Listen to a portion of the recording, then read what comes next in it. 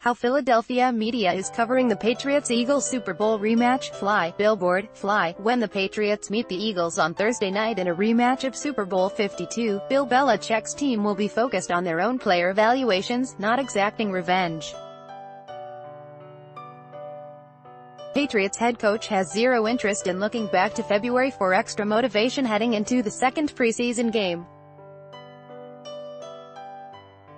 However, the Philadelphia media is under no obligation to prepare 53 players to compete in the National Football League next month. They're free to focus on the parallels between this game and the one that ended in green and white confetti, as well as all the adjacent local news. Ad choice advertising in red invented by Teeth. Zach Berman of the Philadelphia Inquirer acknowledged the contest won't be a second game planning duel between Belichick and Doug Peterson, but noted the history between the sides cannot be ignored. He also predicted Philly fans making the trip to Foxborough will bring some mementos along for the ride. Advertisement: if any Eagles fans enter the gates at Gillette Stadium, they might have some reminders from last year, Berman wrote. After all, there was a banner with the final score of the Super Bowl at the Phillies-Red Sox game Tuesday. One fan who won't have to make the 6-hour drive north is Gina Lewis, an Eagles supporter who purchased a billboard ad on Route 1 near Gillette Stadium that ensures Patriots fans won't forget that 41-33 scoreline. Philadelphia TV station Fox 29 covered Lewis' story. They described the billboard as epic, and concluded their report with the words, "Fly, billboard, fly." Another news item from the Boston area also made headlines in advance of this week's matchup. This time it was a Nigerian dwarf goat named Foles stealing the show. Foles, who lives at the Franklin Park Zoo, got his name when Zoo New England lost a bet to the Philadelphia Zoo.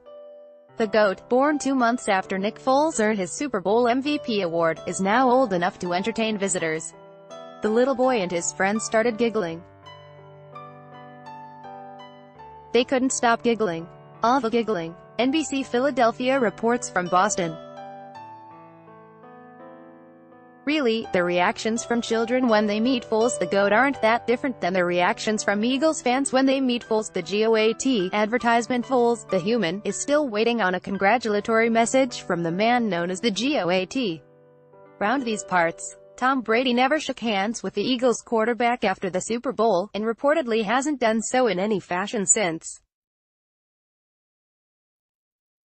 Earlier this year, Philly Voice described the ongoing evasion as our national tragedy, and recently singled it out as a central storyline to watch on Thursday. However, the player in question doesn't seem too bothered by the perceived snub. "We both have a lot going on in our lives, in time," Foles said. "We practiced with the Patriots a few years ago and I got to chat with Tom and he's a great guy. Everyone makes a really big deal about it, but it's not really big deal at all. I've talked to him before.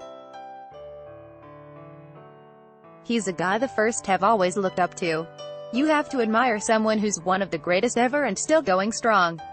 All eyes, especially those in the Philly media, will be on Brady and Foles after the clock runs out this time around."